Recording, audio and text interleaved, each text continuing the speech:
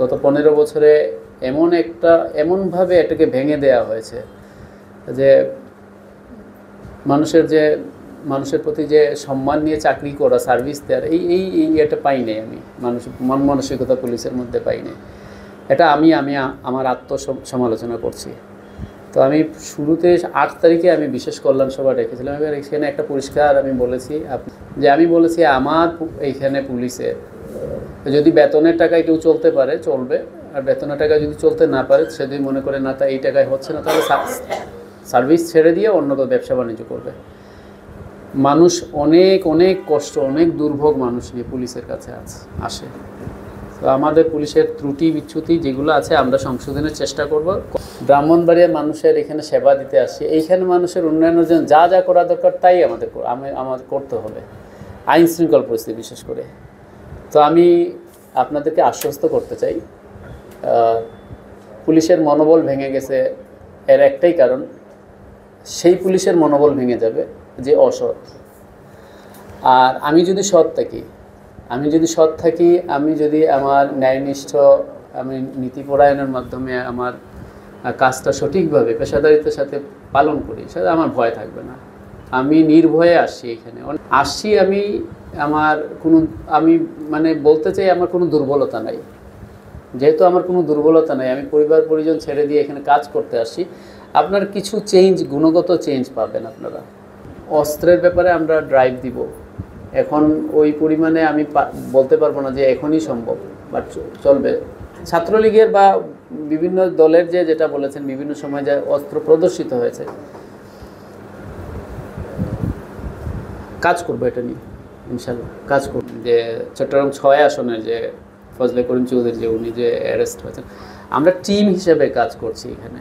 ওনারা ধরেছেন ঠিক আছে, এটা আপনাদের জ্ঞাতার্থ বলতেছি, আমরা টিম। গতকালকেই আমাদের কাছে ইনফরমেশন পুলিশ হেডকোয়ার্টার্স থেকে ছিল, আমাদের সন্দিগ্ধ ব্যক্তিবর্গ যারাই আছেন, আমাদের এলআইসি আছে, এলআইসি থেকে আমরা ট্র্যাকিং করে কার কোন অবস্থান, কে কোন দিকে মুভমেন্ট করতেছেন, এটা আমাদের সবগুলা যারা আছেন সুপারভিশনে আছেন।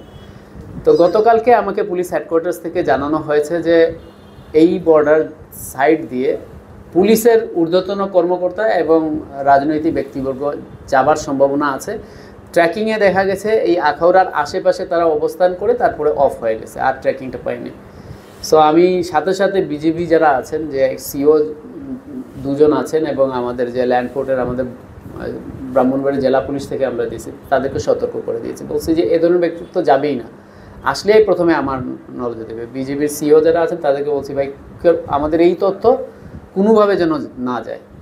2-1 জন তো চলে গেছে, সত্য কথা, তারা গেল কেমনে? তো আমাদের মধ্যে আছে কিছু সমস্যা, তো যার কারণে ওনাকে ধরা হয়েছে। আমার মেসেজ পরিষ্কার তাদের কাছে দিয়ে দিতে চাই, আপনাদের কাছেও এই যে মেসেজটা পরিষ্কার করে দিতে চাই। আমি কাজ করার জন্য আসছি, একেবারে সত্যের পথে থাকবো, যতটুকু কাজ করা যায় এর উপর করব। যেহেতু এখন সুযোগ আছে, আমার রাজনৈতিক কোনো প্রেশার, কোনো রাজনৈতিক গভর্নমেন্ট নাই, এবং পুলিশের আলহামদুলিল্লাহ একটা, আপনারা জেনে খুশি হবেন যে পুলিশ স্বাধীন কমিশন একটা গঠন করা হচ্ছে, পুলিশ কমিশন।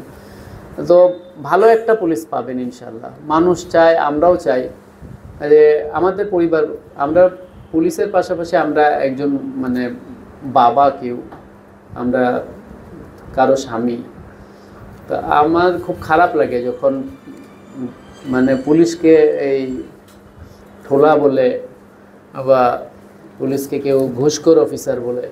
কারণ যে ব্যক্তিত্ব নিয়ে আপনারা কাজ করছেন সেই ব্যক্তিত্ব আমার মধ্যেও আছে, সেই সততা আমার মধ্যেও আছে। তো কিছু এই কুলাঙ্গার যারা আছে পুলিশে, এই কুলাঙ্গারদের কারণে আমরা কেন এর দায় নিব?